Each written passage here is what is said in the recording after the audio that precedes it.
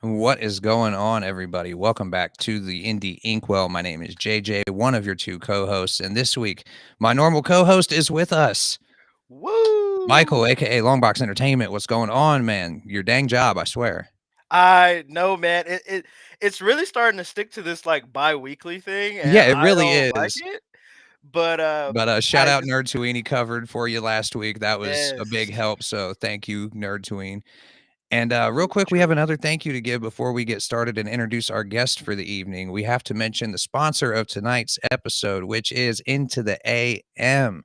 Into the AM, they are a team of artists and creators with the shared vision that seeing clothing is a canvas to express yourself and what drives you. And since 2012, they have been developing premium apparel with the goal of elevating self expression while providing unmatched comfort no matter where your passions may take you. They have simple, basic tees, hoodies. They even carry boxer briefs now and socks and hats and all kinds of stuff. But what sold me and Longbox on this sponsor was their selection of graphic t-shirts, which you can get bundles of 3 for $61.95 or even 6 for $40 off. Plus, you get another 10% off when you use promo code JJ Comics at checkout, or you can go to intotheam.com/JJ Comics for 10% off your order as well. Thank you, Into the AM, for supporting the show and helping us to help the indie comic book community grow. Now that that's out of the way, let's introduce you guys to the person that we are here to talk to. He's the creator of comic book series Mest. He is one of the lead people over at Cartoon Crossroads Columbus. He's got a new series coming out called Intrusion. Please, everybody, welcome J.B. Kalagayan. Hello. What's up, man? How are you?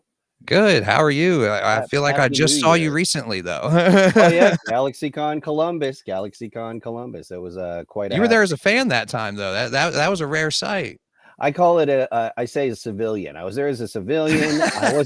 I wasn't behind a table. I got to get a picture with Vincent D'Onofrio. I mean, I had a lot of fun. Yeah, I mean, you were in there sitting in on Yeah. some of the panels I was moderating. You were Oh in there on yeah. other people's, like, you were all over the place, man. Oh, big fan of there was a DG Chichester and Ann Nesenti on that Daredevil panel, and that was Mm. fantastic. That was really nice. I Yeah, wanted to moderate that one I so know. bad, but somebody You'd be else got that one. like scratching the door, scratching the window. Can I do this one, Right. please? But, everything was so last second, I kinda just got what they gave me, so I was fine. Nice. Oh, so how was that? How was the new year? New year, everyone good? Oh, mine Oh was yeah. chill and relaxed and Oh, inside, and I love it. I'm not the drinker partier anymore, so, New Year's Eve is not as special for me as it used to be. uh, I will admit it's nice to take a break from Comic-Conning, doing Comic-Con life, but getting started pretty hard with Fan Expo New Orleans. That's going to be pretty fun. I would say you're Uh, starting your con season pretty early this year, man, Yes. right in this January. this weekend, 6th, 7th, 8th, 6th, 7th, 9th, or something like that. Yeah, yeah, it's gonna be great. New Orleans, it's my first time at Fan Expo New Orleans. I'm going to sell some comics, meet a lot of great people, and eat a lot. Oh yeah, and maybe drink some, drink some, Just a little Well, bit. hey, just nothing a little wrong with bit. that. So, this is the first time I've interviewed you. This is probably what, the third, fourth time I've I had you think on a so. show? Yeah, But yeah. this is I the think first last time time, you've been on this show because last yes. time was on another show for another company. But for those of you who do, or for those out there who don't know you, kind of give us your origin story. How did you get into comic books, and then how did you kind of decide to make your own? I've been collecting comics books since I was 9 years old. I am 50. I just turned 50 this year. So that is decades and decades. I remember the spinner rack. I don't remember. It was Avengers 172, maybe Wrath of the Weatherman. And it was amazing. That was just broke my world. I remember going to barber shops and they had the same 10 comics. I would just read them over and over and over again. I mean, They got crayon all through them, oh my and gosh. Well, I think that there are certain comic book readers, comic book fans, that we're used to having whole missing chapters in our stories, whole missing, like we're used to reading Avengers and there's that one chapter we never read before, or or we're reading Captain America, or reading Daredevil, or Master Kung Fu, and like we've been missing number 17 for years, and then you finally get it and you're like, it's almost like finding out secrets that have been missing your whole life. But I think comic book fans, they're just adaptable. That's why, like, if we ever miss a TV show, we're not going to wait until it comes back around again. We're just gonna keep going. We're just gonna keep going. We can fill those gaps. Exactly. I had this past weekend, I kind of gifted one of my little cousins like a bunch of like random like single issues, right? Yeah. And he was reading a couple of them, and he's like, "Wait, what happens next?" And I was like, "It worked." It worked. Now he has the intrigue, you know. Now he's hooked, man. Now he's hooked. That's why I think, like, if I ever start a new series, number one's just going to be right in the middle of it, and everyone's like, "Wait, did I miss an issue? Did I miss an issue?" I'll say, is there an issue 0 or? I know. Because some comics be doing that now. That is oh my gosh, when I read anything Grant Morrison, I swear I was like, I know it's number 5. I've read all the way up to number 5, and then I get number 5, and I'm like, I feel like I have to read 1 through 4 again before I can read number 5. There are a couple comics like that for sure. True. Fables is kind of like that. Like when you jump into a new storyline, it's like, wait, is this the same book, or is it like what we're doing here? It's a whole bunch of new cast of characters and everything. right? And I'm not hating on variant covers, but I will say that as a weekly buyer, sometimes variant covers confuse me. Like, I'm like, wait, do I have this yet? I have no idea. So sometimes the variant covers kind of confuse me when it comes to those kind of things. Like just keeping and keeping especially on my how stories.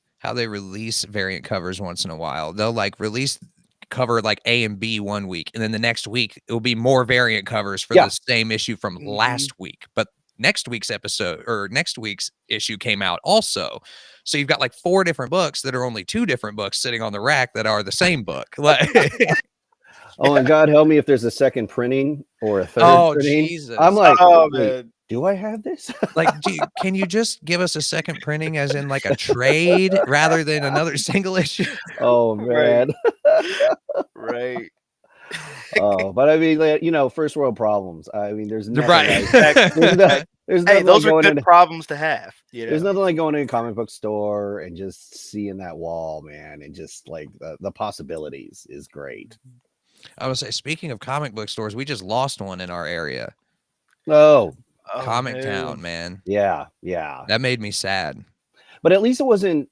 It wasn't. Yeah, it didn't go like out of business. Yeah, he just got a better opportunity to do something else, making more money, which you can't be mad at that. Oh my gosh, absolutely. Especially if you're in this industry at all and any side of it, there's not a whole lot of money there yet. That is true. And I think there's I'm still in that generation where sometimes I just need to have a book in my hand. I can't just I can't read it digitally all the time. I can't like just order it. I need to like see it, hold it, open it up, check out the cover, that kind of thing. I would say, you see how much stuff I pack into my backpack at conventions, man. Like it's 20, 30 trade paperbacks by the time I leave there, plus a slab or 2, plus I think that I was at this one Comic-Con and they had LASIK and rain gutter having tables, and I'm like, what? But I think orthopedic might do pretty well at a Comic-Con. I think with the orthopedic might do really well at a Comic-Con. Honestly, you know how many people I hear at a convention every time, like, my feet hurt. Day 2, you start hearing it like throughout. Yep. Right next. Gotta wear the right shoes, man. Yeah. Next to that is podiatry, man. Yeah. Great. Oh, for Christmas, I got my my wife got me the Jim Lee backpack. I have been lusting after the Jim Lee backpack forever, and it has lived to the hype. It is gorgeous. Perfect for storing those single issues, Comic-Con Life. You gotta I've been wanting one of those forever. And so it was on sale. So it was great. Nice. Oh man, I'm gonna do some after holiday shopping. I will say, if anybody out there, if you've never been to a convention, good shoes, water, food. Yeah. Those are Yeah, your yeah. three go-tos that you will Yes, thank me later if sir. you have. Like, And Sir. also, like, I mean, I learned bringing in trades or absolute editions to get signed is nice, but lugging that around all day, I'm learning. I slowly learned bringing in the single issues is better. Yeah, or yeah. Tell me even about it. sometimes buying one of their prints.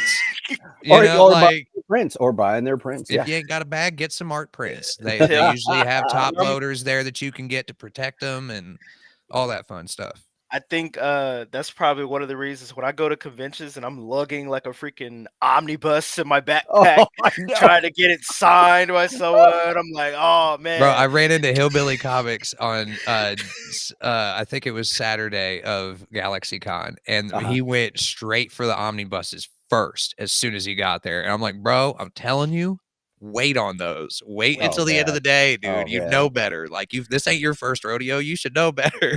Dude. Oh, I love it Yes. when people have the rolly suitcases. They're just like, no backpack for me. I'm just Hey man, if rolling I this had one suitcase. that was like realistic in size that I could actually wheel through, like, because I have a rolling backpack kind of thing, but it's like a huge duffel bag, and that's what I usually bring all my clothes in when I go out of town. Oh man, Dennis Cohen. I was getting in line for Dennis Cohen, and right in front of me, person, rolly suitcase. I swear they had 30 issues for him to sign. I was just like, See, that's just I'll crazy to come me. back.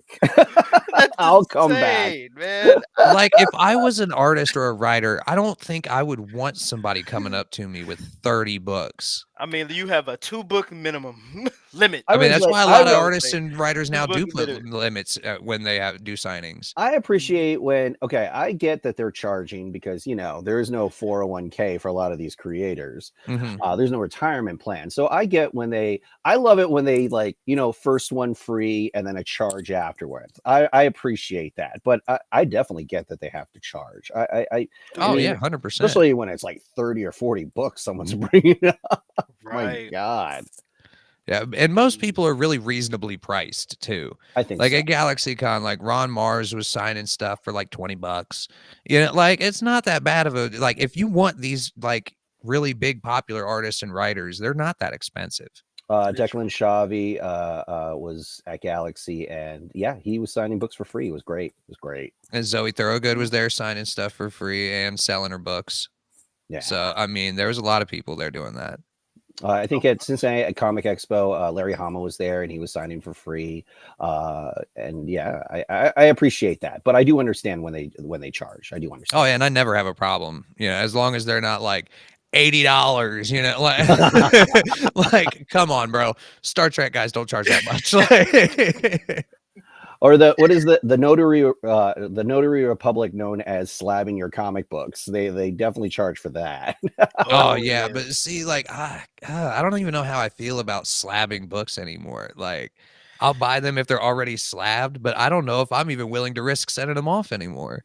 Oh, really? I haven't done that. I have not been. I might buy a slabbed issue, but I haven't slabbed myself. Yeah, like I've been lost before. It's happened. I've had books Really? lost, and then they just kind of send me a check for what they think the book might have been worth. Or like I've heard horror stories of them sending back a different book that wasn't the book they sent in. Yeah. Like, yeah, completely different book. Like, And also, they don't take into account. I mean, if you mail it in, they don't take into account any autograph signatures, right? That's nope, not unless one of Yeah. their representatives Yeah. is there to witness the signature. Notary Republic. That's what I'm saying. CBCS have authenticators at CBCS who will verify the signatures. Okay. So good to for know. some reason, CGC refuses to do that. Yeah. I think it's probably because now they have like all these like signature series, like special releases True. that they do now, where they'll have the person sit there for 2 days doing nothing but signing people's books that they've submitted. It's insanity. Oh man. I mean, there is something. But I want to get in the what I love about meeting different comic creators at these Comic Cons is getting in the conversation, talking to them about the creative process. And admittedly, sometimes I approach with caution when I meet different creators. I don't want to, maybe they might be in a bad mood, or they might be hungry, or they might be, or they might just be hard to read. Like you just may not be able to tell. Like he was very, very nice once I actually started talking to him. But Dan Jurgens, you can never tell what that man is thinking, because he had like when I saw him, he had the same expression on his face the entire day. And so I mean, I might try and like just a couple like, I really like this story, or like some leading questions, and if they engage, I'm all in, But but I'm not gonna sit there and purposely prod the bear and try to take up a bunch of their time, Yeah, exactly. Right. Exactly. Especially some of the bigger names, because they'll have lines, Oh yeah. Oh yeah. Yeah. I remember I did Mid Ohio Con way back, and Matt Wagner was there, and no one was in line for Matt Wagner. I was like, what? I know. I was like, are you kidding me? So I brought a book to Matt Wagner, and he was in the middle of eating a chili dog, and I'm like, oh, I can come back. And he's like, no, I got it. So he put a chili dog aside. He drew a Grendel silhouette in my book, and conversation. I was just like, oh my gosh, you're amazing. But he was probably waiting for somebody to come up and bug him. Oh yeah, probably. Absolutely. That's crazy that no one went up to Matt Wagner. Like you would think, like Batman and the Monster Men is a pretty popular story. His Judge Dredd stuff is pretty popular. I was gonna say his Judge Dredd stuff alone. Yeah. Like I know there's a good fan base for that here in the States. Yeah. So. He did a Grendel Batman, that still the first one, not the one with Grendel Prime, but the first one with Hunter Rose. That was just fantastic artwork, great story development, just really well done. Oh yeah. Well, speaking of a series that has great story development, let's talk about your series. Segue. Gotta love that segue, right? I'm getting almost professional at this stuff at this point. But let's talk about Mest. I had to put the Virgin artwork on there too, because it's just so clean. Like so it's artwork provided by me, but the artwork is by an artist named Dylan Spieg. Dylan Spieg is out of Cincinnati. He has been with me for 7 years. And when I started writing Mest comics, the first season were a lot of one and done stories, like one and done, like 10, 20 pages done story, and because when I was looking for an artist, I was worried.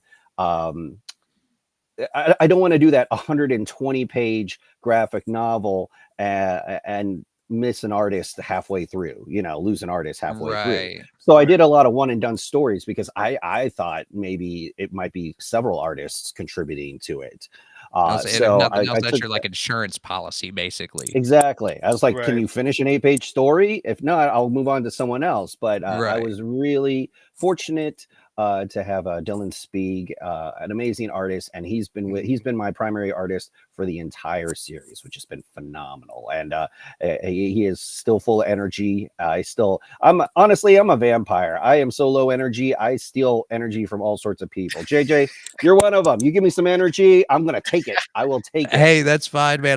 There was at one point I saw before one of my panels started, I come in for another person's panel just to watch the ending of it, and you were sitting there like and I don't think it was anything to do with the panel, because it seemed like it was a good panel, but you were just I was thinking. I was deep in thought. There it is. Eyes closed. He's soaking in all the like information, very, super focused. I'm letting the words take over, come on. Right. But so that artwork is the cover to the first chapter of season 4. It is called Sync, and that's Lily put there. And we got V Chow. She's our character model, and she's been with us for the past 7 years as well. So the two combined do some amazing artwork. Yeah. So this is some process work that Dylan does. He does. This is some of the most interesting stuff I've seen, because I don't think I've ever seen it laid out like this. Like, okay, here's the reference photo, here's the sketch of kind of what I'm wanting it to look like, and then boom. So I write a script. I hand it to Dylan. I'm like, hey, if you have any questions, let me know. Typically, he does not. He just he loves the fact that all my ideas are on the page. He does the thumbnails, which is in the bottom corner. And then we have a little bit of back and forth. And then he goes to character models, and he uses a lot of character models. And what I love about the use of character models, Tony Harris uses a lot of character models. Alex Ross uses a lot of character models. The facial expressions, they're just so unique. Because, I mean, I'm not saying that any anime or manga artists or like any Marvel or DC artists don't have unique facial expressions, but there's something about using the character models. It's just... it feels more real. Yeah, like there's almost an improv to it, like an improv feel in comics, if that's even possible. And then he goes from the character models to the finished artwork, which is fantastic.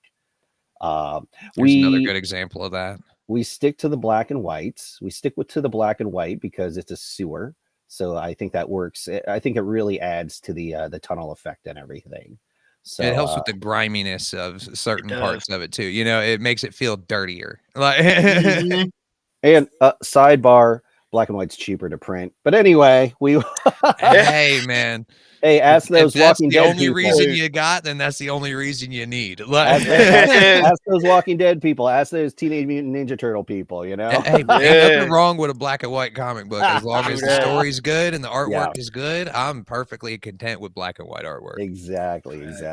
So, yeah, and we go back to the... so, you told me to start from the beginning. So, like Lilliput is this sewer worker and kind of our tour guide to the weird, wild, wet world beneath our feet.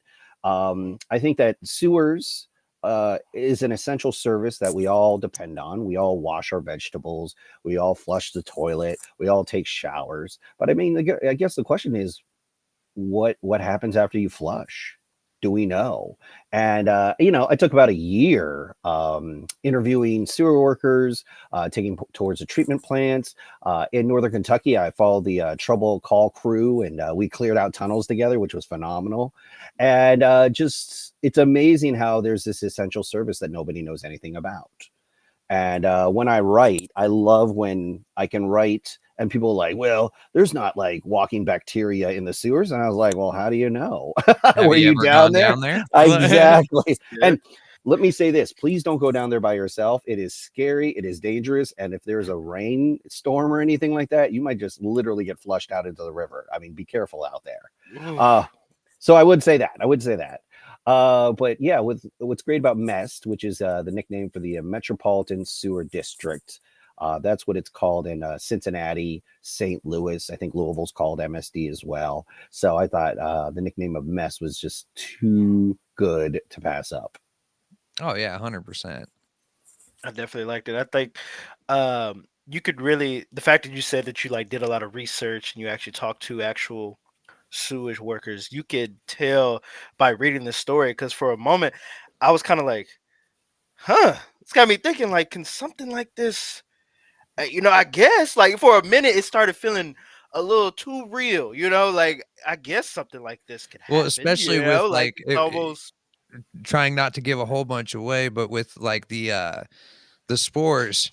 Yeah. The spores kind of take everything over, and it gets really crazy and epic all of a sudden. Like, but that's what I love about this series, because there's always something going on. Oh, my favorite is Akka, the rat, is Lilliput's partner in slime, pet rat. And what I love about it is because they're in the fungus forest and there's spores around, and Lilliput has a mask on to help filter it. And then in my mind, I was like, well, what do I do about the rat? I mean, a rat can't wear a mask. That's weird. So I have Akka in a Zorb, which is like that hamster ball that they can run around in. So that's what that is if you look at it really closely. And I love that thing. First Zorb, it's like his own little shield, like first Zorb in comics. I'm gonna claim it. That's mine. That's mine. Yes. Oh, I mean, if you don't do it, who else was gonna do it? That's what I'm saying. It's so true. So what was it like actually trying to do the research for this? Like when you called up these sewer places, were they just like, you really want a tour of the sewer? Like, Heck yeah. Well, number one, they want to share this information. They want people to know, especially because how many times there's always a story or someone's mad about a sewer backup. And sometimes it's a lot of negative connotations when it comes to the sewer companies, the sewer utilities. And Mhm. like, so they want you to know what the services do and how it occurs. I mean, and how antiquated it is. I mean, a lot of these tunnels were made 100 years ago, 90, 100 years ago. So populations have tripled, quadrupled in areas. So like, and they're all dependent on this antiquated system. So that's why they want you to know where your money is going and why it's worth the investment. Dylan has this great quote. I forget where he gets it from, but he's like, civilization was built on two things, the printing press and working sewers. Because how many civilizations, how many just tribes, cultures, different things have died from disease, and a lot of Yeah. that is related to, well, working sewers.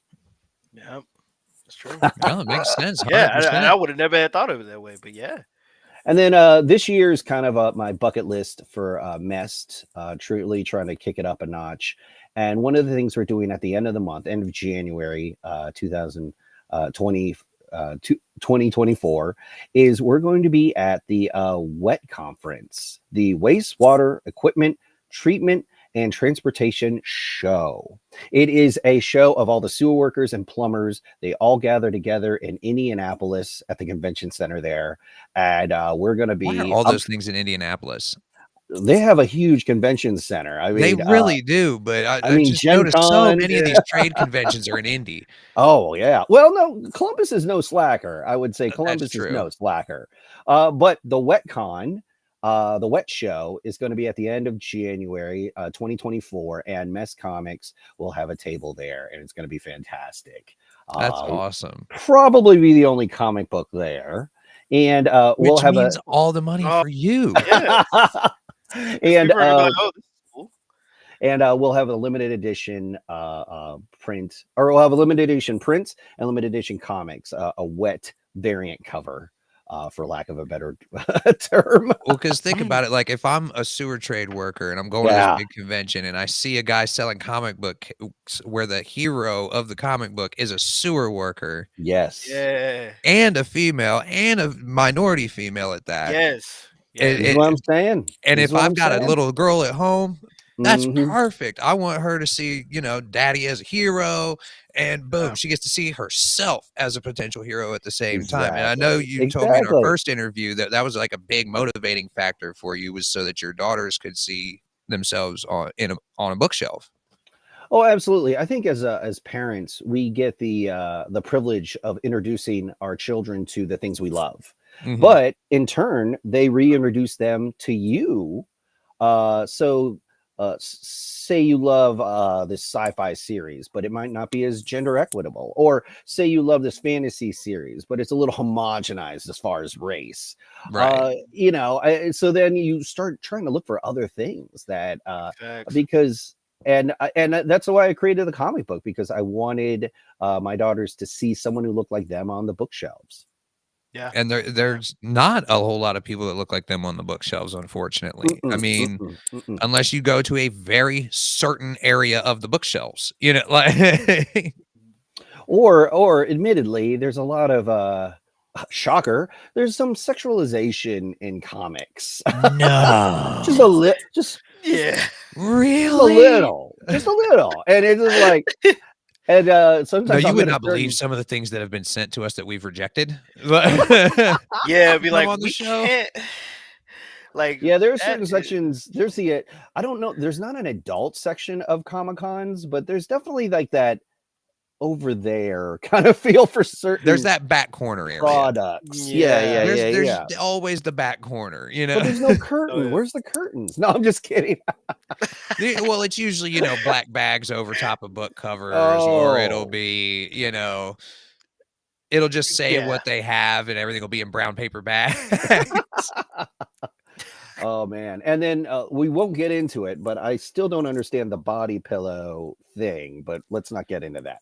Yeah, I think that's a whole Yeah. different podcast. Oh man, I know. Yeah. So, apart from Mest, you've also got a new series coming up called So, Intrusion. Let's talk about that a little bit oh, because I love that those looks like guys. so much fun. This looks like fun. I love it.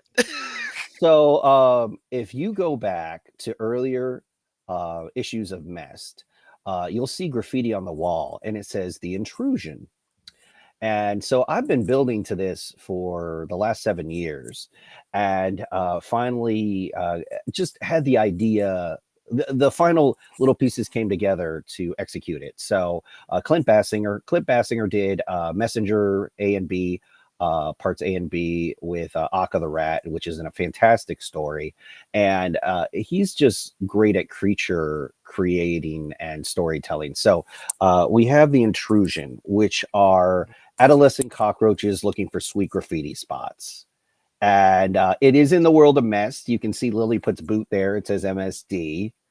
And one of the things that MSD does is tries not to kind of reveal what is actually in the sewers. So they don't want these, these 2-foot cockroaches going up to the surface. So they bribe them with, we call them day olds, which are day old donuts. So they bribe them with day olds and try and give it to them to like stay underground. Right. And that's just some of the creatures that MSD encounters. But with the Intrusion, there is Patent. There is Horace, and they're doing graffiti and philosophizing. And with MSD, with Lilliput, for example, MSD workers are busy. They're trying to keep the flow. They're just clearing tunnels. They're keeping the flow going, that kind of thing. They have purpose. While the Intrusion, adolescent cockroaches, where food literally is floating by the tunnels. They're just that lost generation where they are like, oh, what do we do? And they're just trying to keep themselves busy with graffiti, artistic expression, stealing, getting in trouble, whatever I they was can say, as a do. '90s kid, I can definitely kind of relate. Like, Yeah. They don't have to this work. this series screams '90s for me. So It does. It does. And as you show, which works with this interview format, is I'm telling it in Sunday cartoon style. So it's those Sunday cartoon strips. I love my Calvin and Hobbes. I love my Berkeley Breathe opuses, my Bloom Counties, and I really wanted to tell it in that style, which is really worked. Clint's already on the second season, and we got a lot of fantastic stories to tell about the lazy life of the sewers. no, that's I like it. awesome. I like it. And I had a lot of fun as a writer. I had a lot of fun just kind of channeling some oddness. So like if Calvin and Hobbes met Banksy and stayed up partying all night, the Intrusion is the hangover afterwards. Just a lot of great taglines, combining graffiti artists with like cartoon strips and just shoving them together. It's been awesome. No, for sure, because I love it. it kind of shows that you're like from here in Columbus too, because it's a huge art scene here Oh anyway. yeah, And then you absolutely. go into graffiti. There's a big graffiti scene here. We've got whole big public walls where they are allowed to do murals and stuff. And then you go into the comic strip stuff. We've got one of the biggest cartoon and comic museums in the country here in Yep, Columbus.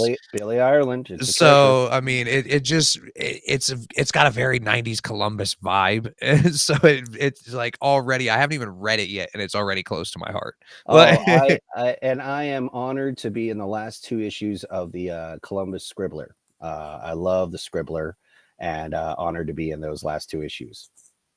That's awesome. But you don't just make comic books. Ah, You also run a comic book convention. What? I do. I'm the And if executive anybody's director. curious, I am allowed to have these pictures. I took them. I took these pictures, so it's You all could have good. This borrowed off was our for last year's website. event. So I'm the executive director of Cartoon Crossroads Columbus.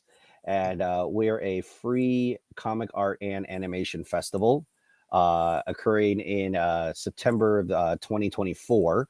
Some of the pictures you showed was from 2023. We had about 13,000 attend. And it's a great festival. It's 2 Was that the days. final count? I That never was the did get a final final count. number on that. 13,000 was the final count. We do 2 days, Thursday and Friday at OSU's campus at the Billy Ireland and at the Wexner with a lot of great teaching talks. We kick it off with an animation festival at the Gateway on that Wednesday night. And then on Saturday and Sunday, we go downtown and we have an expo of about 100 plus creators doing exhibiting their wares, and a lot of great programming on top of that, like 3 tracks, including one kids track as well. Saturday night, we're at CCAD, Columbus College of Art and Design, great campus. So we go there for a Saturday night talk. And then on Sunday morning, we're at the Art Museum, Columbus Museum of Art, before we head back to the expo at the main library, which is, it's just a fantastic festival. And, free, all free. If If it's that's free, not a it's for selling me. point for a convention, I don't know what is. So if you're balling on a budget and you want to go to a comic book convention, this is a really good one to go to. I promise. I went for all 4 days last year. I had a blast. And then if you get a chance, our website, I'm sure you put it up, is cartooncrossroadscolumbus.org.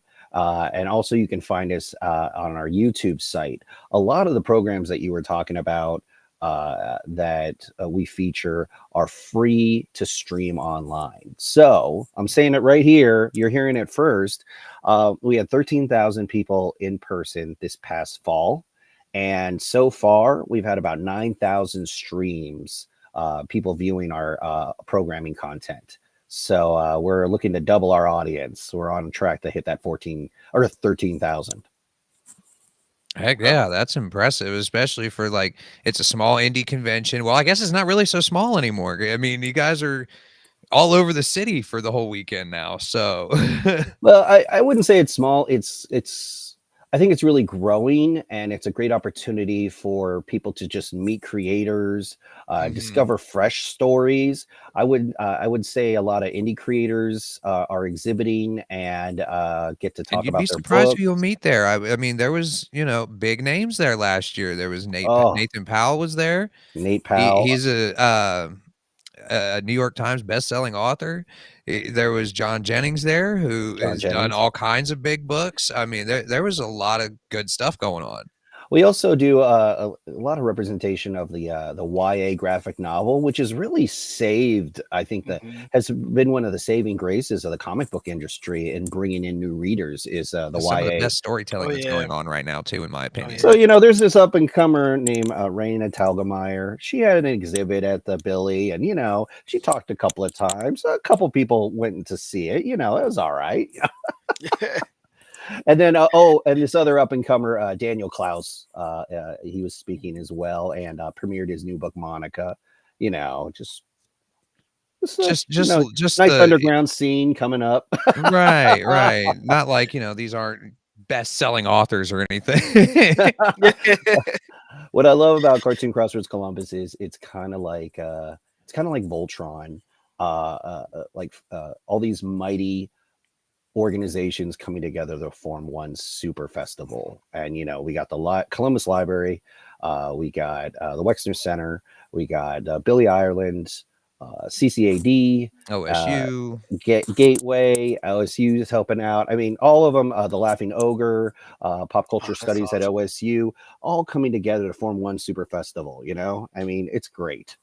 And shout That's out awesome. Laughing Ogre. It's one of my go-to comic book shops. Ooh. They are super awesome. If you're an indie fan in Columbus, Ohio, go check them out because they have probably the best indie selection in the city, in Oh my yeah, opinion. absolutely, absolutely. They've got a really good local section too. They've got like a whole half a wall that's nothing but local artists and writers. I would Oh, say that's I awesome. would I would say Gib and the Laughing Ogre, they've really programmed their store to cover the spectrum, just kind of like Mhm. CXC does, cover the spectrum of what comics are. I think our Yeah, there's a board little bit of president everything in there. our board president at CXC had Rebecca. She had a great quote. Comics it's a medium, not a genre.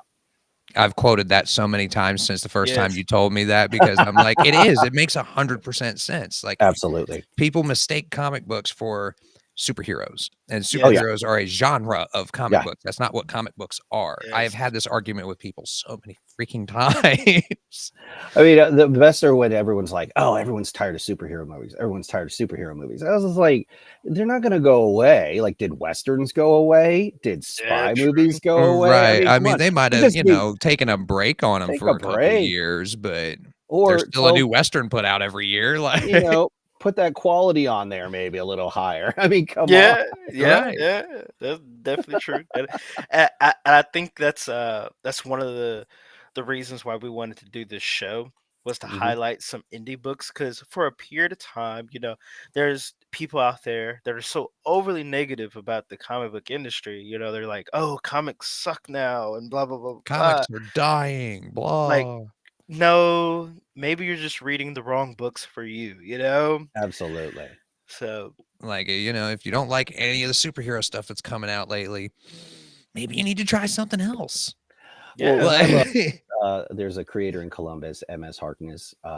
She does mm, bio comics, and it is an amazing the width and breadth of emotions that her books convey, and oh my and it's goodness. her life. I mean, it's just like amazing. So I think there's so much possibility with comics. The other thing is the language barrier. Kids that don't know how to read can read comics with or without words, and they Yep. can get the meaning. They can get Right. the storytelling and what is happening, whether they understand the words or not. And some of my favorite stories don't even have words to it. Yeah, I mean, for those who don't know, there's a whole branch of comic books that are silent comics where there Yeah, is no Mhm, dialogue or text mhm. or anything. yeah, It's just artwork absolutely. telling the story, which if it's done properly, it's all you need. Exactly. And I mean, the other saving grace, honestly, for the comic book industry has been manga. So many people are reading manga now, and that helps branch into comic books as well. But I definitely think that those that watch the animation, the cartoons, those that watch all those superhero movies, I think that they need to try to pick up a comic book, or they need to read the source material, the manga from behind it, and Yeah, give that a try. I think it will transform their experience when they watch further cartoons or when they watch other movies. exactly. You get a lot more out of it too. You're like, "Oh, Exactly. I caught that reference." I know, Yeah. I know. Nice little Captain America reference there. Oh, I just what did I do over the holidays? One of my fun holiday binges was I watched the new What If series. Uh Oh, I haven't seen it yet. Is it Marvel. good? Oh, it's so Oh, it's good. it's pretty good, JJ.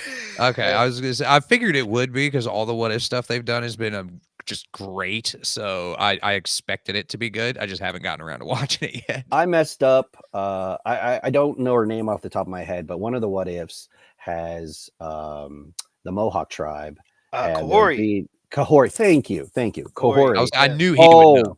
oh my gosh, Corey. that I mean, I'm Filipino, and to watch an indigenous population take on Spanish conquistadors, I am all about it. Golly. Yes. Oh my That gosh, was one of the best episodes of the season. was the best episode. Yes. Yeah. That was amazing. So, what kind of advice can you give to, like, say, a new indie comic creator who's either trying to just get started or just trying to start promoting their book? What are kind of some things you wish you would have known when you first started that you know now? Uh, so Dylan, the primary artist I work with, he always has the advice, just thumbnail, like just tell the story with stick figures. Like some people might write a story and they feel like the art needs to be perfect page to page to page as they go. But as you're showing right there, I mean, just do stick figures first, and then you can fill in the gaps so you can tell your story and you can pace it out. Sort of like I storyboarding for a movie or a TV show.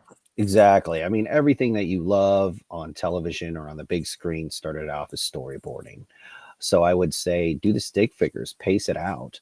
As far as writing wise, research. I would say research, research, research. Find a script format you like. start just by writing the dialogue. I mean, I think you need to like almost regurgitate or vomit a draft that you can improve upon, and just tweak it. Nobody's seeing it but you. And I understand keeping it isolated while you perfect it, but there is no such thing as perfection. But getting it Mhm. to a stage where you can share with others, share with an artist, share with someone who you might see as an editor kind of figure, I think is important. But get it to a point where where it's not perfect, but where you feel like you can share that. The other thing I would say is camaraderie. In Cincinnati, there's the Cincinnati comic book creators. In Cleveland, there's the Comic Circle.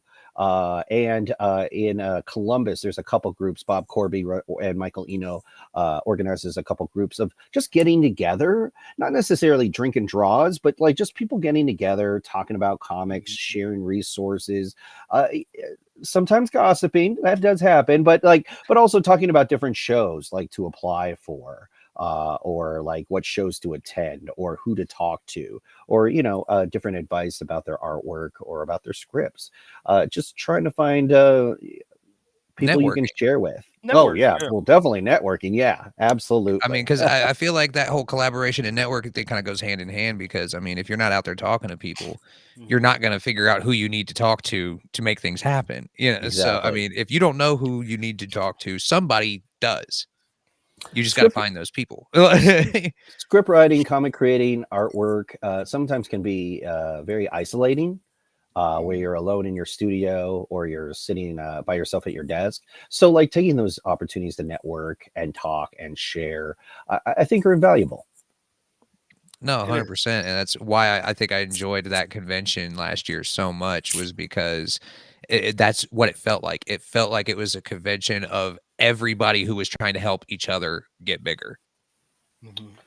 Oh It didn't seem man, like anybody was in competition with each other. You know what I'm saying? Like when you go to some of these bigger conventions, you almost are like waiting to listen to see who's talking crap about who because Yeah. somebody's always talking crap about somebody at some of those conventions. I've noticed that. oh But it's never nothing like ruthless, but it's always like it's like high school lunchroom kind of thing, like yeah, Yeah. but I would say in the beginning when you're starting, uh, I think there's something about authenticity and why burn a bridge because True. the world is big and yet the community is small at the same time. I don't know, a so lot like smaller than I think people would think. so keep it to yourself, or if you have to vent, and I understand the value of venting, frustration, anger, that kind of thing. Do it with your best friend, not Yeah, Yeah. at a don't crowded do it with bar. your colleagues at Yeah. a, Yeah, convention. yeah, I mean, Yeah. just because I mean sometimes the venting I know will help you feel better, but those that might post certain frustrations on social media where it might be out there forever, I don't think is helpful. No, I agree. Yeah. It's true. Oh man, yeah, and it just is out there, and I mean, expressing an opinion, uh, but also just being able to look at yourself in the mirror, and can you stand yourself after you've gossiped Right. so A lot of people struggle with that part. That's Woo! one of the biggest parts. Yeah. Well, A lot of some people I struggle forget the with exact saying somebody said to me one time, but they're What? like, "The loudest people in the room are the quietest people at home." Nice. I like that. I was like, "Ooh, I like that." Yeah. Ooh. I mean, I might seem extroverted, but I tell you, after a long day, I've told you this, JJ. Oh, yeah. After a long day on the floor, just trying to sell the comic all day, or Mhm. going to a panel, or being in a panel, or whatever. Sometimes, like 8 o'clock at night, I like my phone. I just need to like plug in and recharge. I swear to God. Oh, Oh dude, man, I'm the same way. working GalaxyCon, moderating those panels with 6 days preparation, mind you. Ooh. 6 days notice and prep time for 7 different comic book panels. And with all the people that were in those panels, I'm fans of like 90% of them. So it was like my social battery by the time that kind of convention was over was done. It's still not fully recharged yet. Oh man. I think Bearded Bro it just interviewed Jeff Parker, Yeah. and I was just like, "Oh, great interview! I love Jeff Parker's stuff, but I don't know any of Jeff's recent stuff." So I was just like, Yeah. "Oh crap! I'm gonna have to go get that." Right, right. So I think that would be kind of hard with an interview if you're doing the width and breadth of their career, especially the recent stuff. I would see that as difficult. Yeah, well, and Yeah, like it the is. biggest challenge for me was that there was not a lot of details given because I don't know exactly what happened, but whoever was supposed to moderate those panels ended up not being able to do it. So they had all the information of how they were going to run all these panels and what the Yeah. topics were and all that.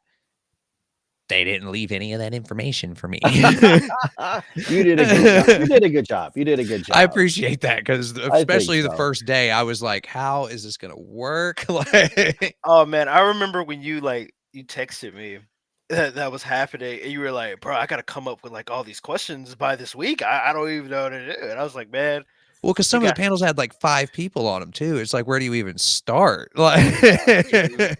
1 or 2 You, people, that's a lot more manageable, you know? Like can the one everyone with introduce themselves? Cammy Garcia and Tom Zoller. That was a much easier panel to deal with because it was 2 people and it was a pretty like easy to talk about topic with those writers in particular. Like, I'd be like, can everyone introduce themselves with their 10-minute bio, please? And then we'll have questions. No. I mean, that's almost kind of what happened with Superman because there were so many panelists there. There There was a was lot of Bob McLeod, there panelists. was Dan Jurgens, there was Yeah. Brett Breeding, there was Yeah. Mike DiCarlo, and The entire '90s creative team of or no, Superman." not Mike DiCarlo, but yeah, basically the entire team of like 80s and 90s Superman Yeah. creators there. And And it's so, like, literally back there's and it's so much I literally could talk to these guys about. Like, that's the thing. Like, and it's literally back to back. There's no like, it's 50 minutes and then there's another panel right afterwards. So yeah, so it's yeah, like you you gotta gotta get it kinda done. you got to roll through that stuff and keep everything on time, and that's not easy to do, especially with some of the old timers. You know, people like to talk, man, and Talk, which is yeah. great for me because it makes my job easier. But it Yeah. also it's like, okay, I don't want to have to cut this guy off. You know, like luckily that didn't have to happen. I didn't have to cut anybody off, so that was I was happy for that. Oh man, True. at Cincinnati Comic Expo, they had Jim Lee this year, and he gave a great talk, and he was drawing as he was talking, and then he gave the artwork away after he was done. I was like, "Are you kidding me?" Oh, it was just so. He's kind of. I mean, so again, Filipino. I'm Filipino. It's just cool to see other Asian Americans really have a presence in the Yeah. comic book industry. Jim Lee's one of them, Larry Hama, Wells Portasio.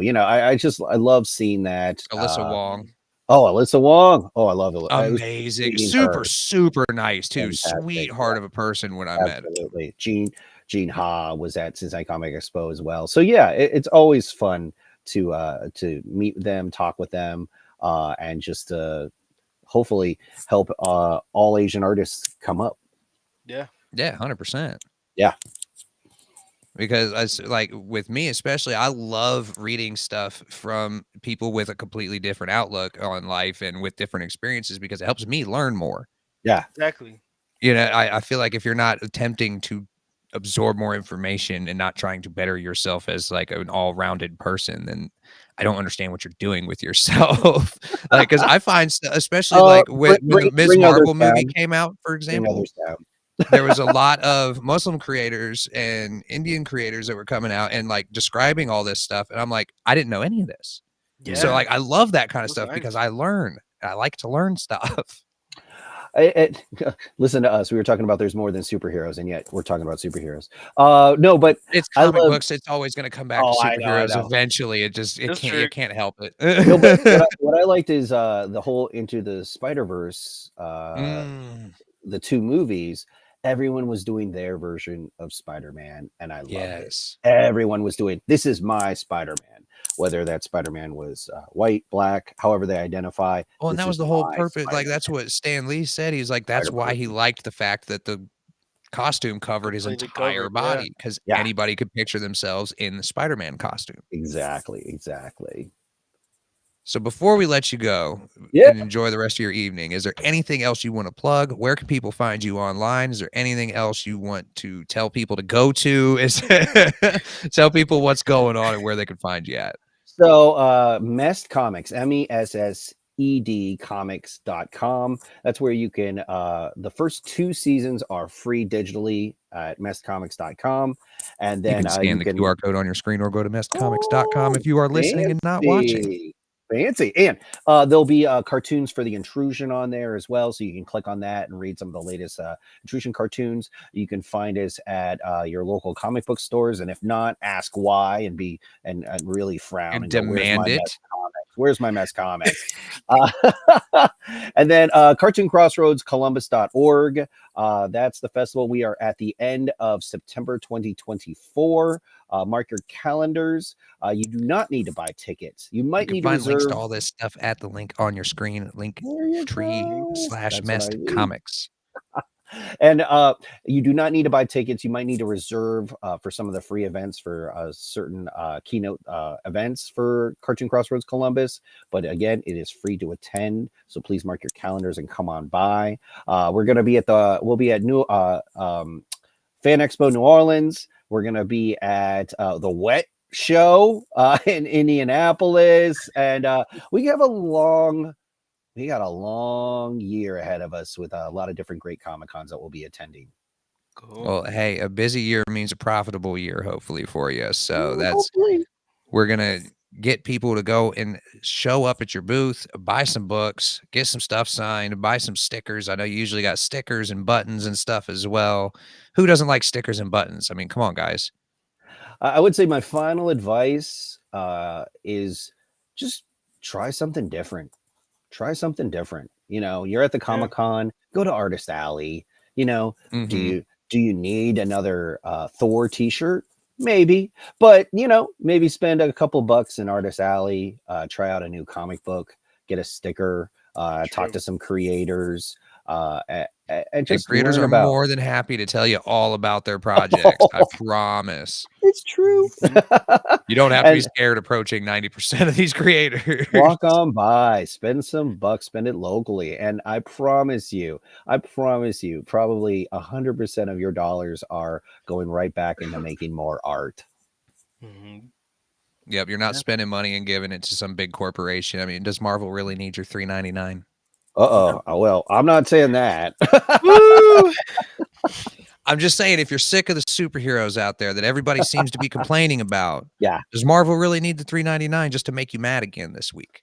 Oh, I would say my favorite trend right now that's happening. I know, like Steamboat Willie got public domain. That's awesome, but I love how like Bigfoot, Mothman, those cryptids are really kind of coming up because there's no gray with those. Those are all free to use characters, which I like, and a lot of people are making it their own, and I love that.